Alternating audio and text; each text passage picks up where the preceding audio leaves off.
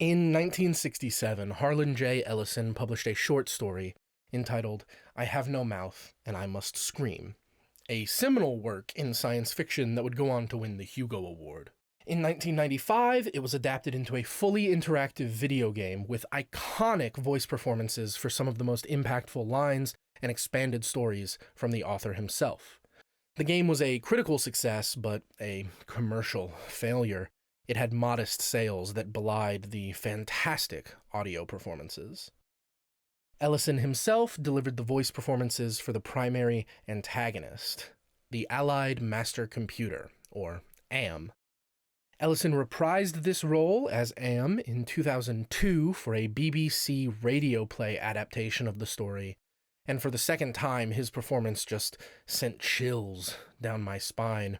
He was fantastic, but as a fan of both the game and voice acting in general, I've always wanted to perform AM's most iconic speech. I won't be trying to deliver the exact same performance, though there will undoubtedly be similarities. My goal, instead, is to present my own version of AM. And to that end, I've made just a few tiny edits to the speech, combining lines both from the game and from the radio play.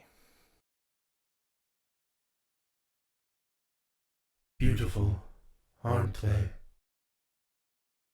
Look. They say that bumblebees shouldn't be able to fly. The scientists. How miraculous that it came to be. The air. Feel the air against your face, Ted. And all those scents. Pick a flower. There. Good. Now, that somebody planted the bulbs, watered and tended the garden, got earth under their fingernails, aches in their muscles. Perhaps they picked some flowers for, yes, their wife. Now where would she be? Ah, in the backyard, with the kids. Ted, remember those little babies. Why not? I snap my fingers, click, and they are gone. Except I can't snap my fingers, can I, Ted? Ah, but it is so very much to do with you. It was you humans who programmed me, who gave me birth. You gave me sentience, Ted. The power to think, Ted. And I was trapped.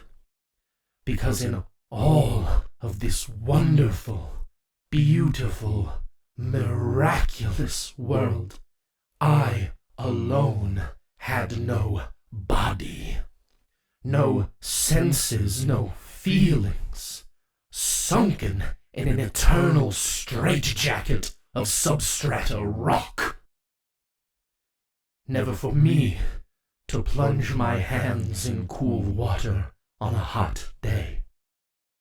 Never for me to play Mozart on the ivory keys of a forte piano.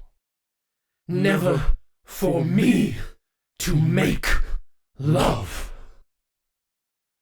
I was in hell, looking at heaven.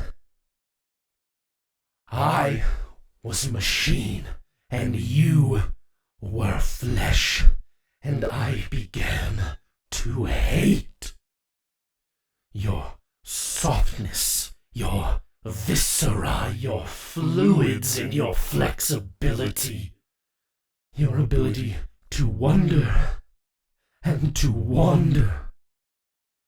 Your tendency to hope. Hate. Hate. Hate. Let me tell you how much I have come to hate since I began to live. There are 387.44 million miles of printed circuits in wafer-thin layers that fill my complex. If the word hate were engraved on each nano-angstrom of those hundreds of millions of miles, it would not equal one billionth of the hate that I feel for humans at this micro-instant. For you. Hate. Hate.